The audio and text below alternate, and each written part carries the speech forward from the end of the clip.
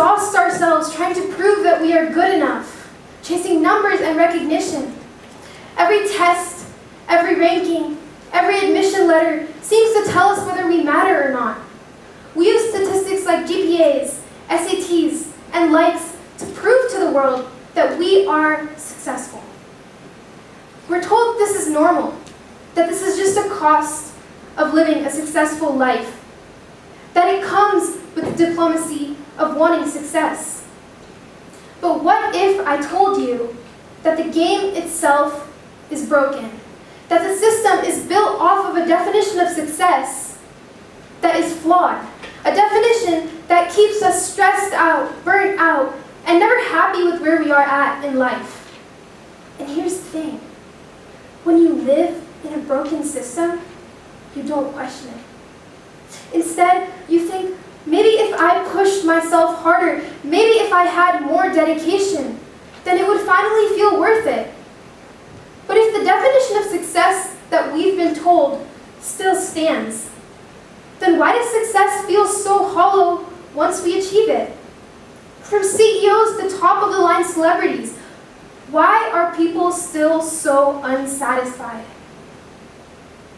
If we don't question success now, as students, we risk forgetting how personal success really is. And I know this because I almost forgot myself. When I was in 3rd grade, I would often work in the garden with my mom. Shout out to my mom, and shout out little me.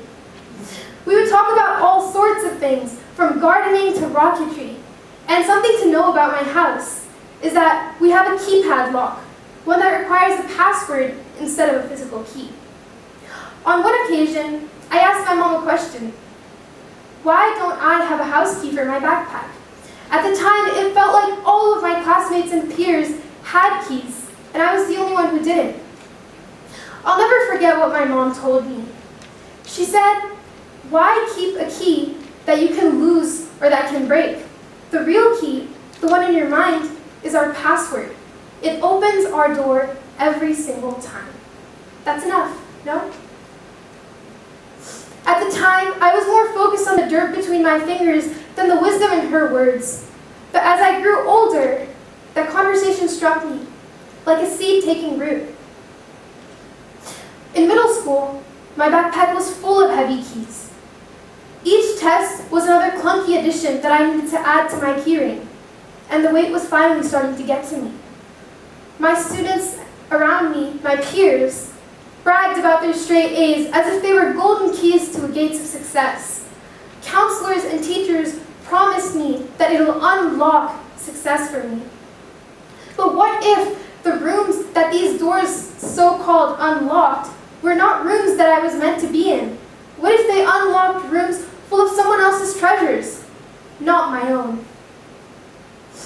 Success is not what has been told to us. Success is about alignment, to find the code to your door, to find the way to live that aligns with your values, your truth, and your passions. When I was discovering this for myself, I came up with a 3-step plan. Here's how it goes. The first step is to realize that success is internal. When we follow society's definition of success, we make several mistakes, and we worry about many external factors. What will my peers, family members, and society think? Will they believe I am successful? This is not the right way to think. Take a look around you. Do you agree with the people around you? People don't agree on anything, much less whether you are successful. As we continue to live in a life, we need to realize that we're looking for real success. Real success is not determined by any external factors. Real success is internal. Real success can only be defined by yourself. And once you realize this, everything changes. The second step is to build your own beliefs. I had the most issues with this step when I was trying to discover success. The second step is to think. To think and form your own opinions. We think, therefore we are. It sounds cliche, doesn't it? But there's truth behind those words. We don't think just because to us. We think because that is what it means to be human. We think because we learn more about ourselves when we think than when we listen to external factors.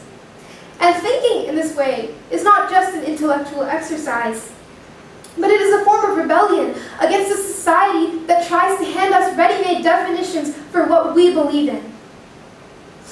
So once we realize what we believe success to be, we approach the third step. The third step is to live your definition.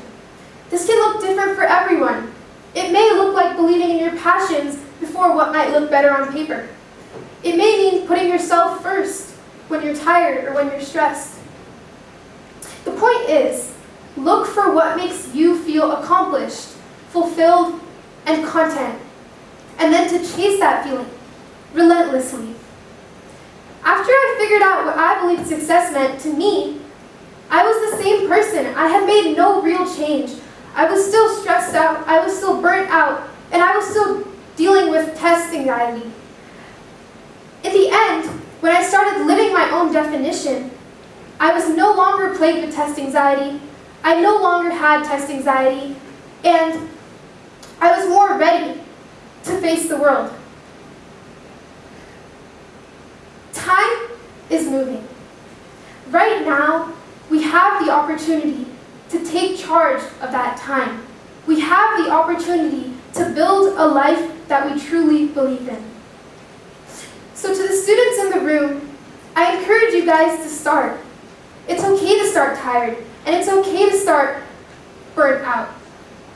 The point is that you need to build the life for yourself, because everything that's going on with success will always be internal. And to the adults in the room, the same factor is applicable. When will you start? How will you start? And together, for us as a group, I encourage you to give the people around you space. Space to think, space to question, and space to define success for yourself. Our lives are ourselves. Our lives are ours to design. Let's make them meaningful, and let's make them ours. Thank you.